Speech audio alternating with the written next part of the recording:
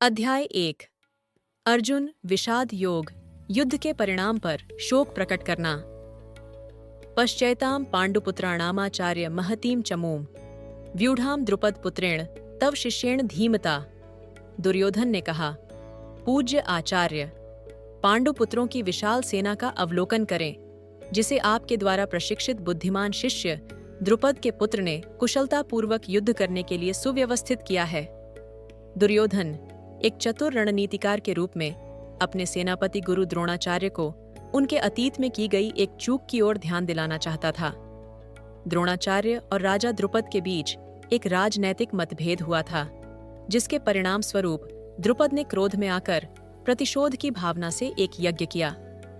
इस यज्ञ के माध्यम से उन्होंने यह वरदान प्राप्त किया कि उनका पुत्र द्रोणाचार्य का अंत कर सकेगा।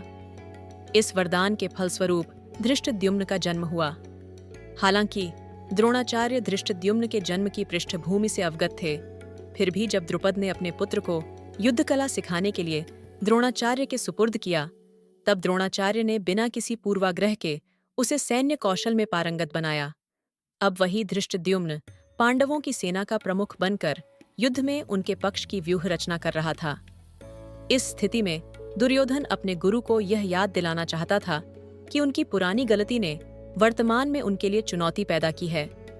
साथ ही वह यह भी इंगित करना चाहता था कि पांडवों के विरुद्ध लड़ाई में किसी प्रकार की दया नहीं दिखानी चाहिए।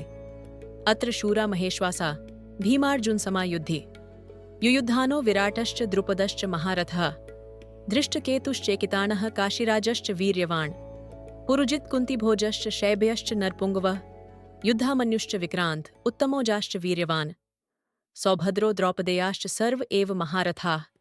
इस सेना में भीम और अर्जुन के समान शक्तिशाली महारथी जैसे युयुधान, विराट और द्रुपद सहित कई वीर धनुर्धारी योद्धा उपस्थित हैं। इनके साथ धृष्टकेतु, चेकितान, काशी के वीर राजा कांशीराज, पुरुजित, कुंतीभोज और शैव्य भी महान युद्ध नायक हैं।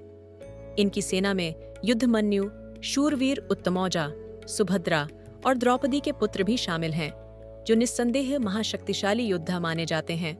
दुर्योधन को जब अपने सामने संकट मंडराता दिखा, तो पांडवों की सेना उसकी अपेक्षा से कहीं अधिक विशाल लगने लगी।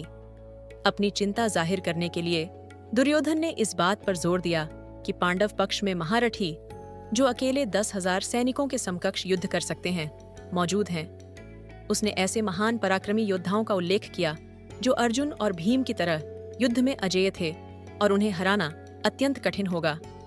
अस्माकं तु विशिष्टा यतान्निबोध द्विजोत्तम नायिका मम सैन्यस्य संजार्थम तान ब्रवीमि ते। हे ब्राह्मण श्रेष्ठ, हमारे पक्ष की ओर के उन सेना नायकों के संबंध में भी सुनिए जो सेना को संचालित करने में विशेष रूप से निपुण हैं। अब मैं आपके समक्ष उनका वर्णन करता हूँ। यहाँ कौरवों की सेना के प्रधान सेनापति द्रोणाचार्य को दुर्योधन ने द्विजोत्तम अर्थात ब्राह्मणों में श्रेष्ठ कहकर संबोधित किया। उसने सोच समझकर अपने गुरु के लिए यह शब्द चुने। द्रोणाचार्य स्वभाव से योद्धा नहीं थे, बल्कि सैन्य शिक्षा के आचार्य थे। दुर्योधन एक चालाक नायक के रूप में अपने मन में अपने गुरु की निष्ठा पर संदेह कर रहा था। उसके शब्दों में यह छिपा हुआ अर्थ था कि अगर द्रोणाचार्य युद्ध में पूरी शक्ति से नहीं लड़ते, तो उन्हें केवल एक ब्राह्मण ही माना जाएगा, जिसकी रुचि दुर्योधन के राज्य में केवल एक अच्छी जीविका कमाने और सुख सुविधाओं का आनंद लेने में होगी।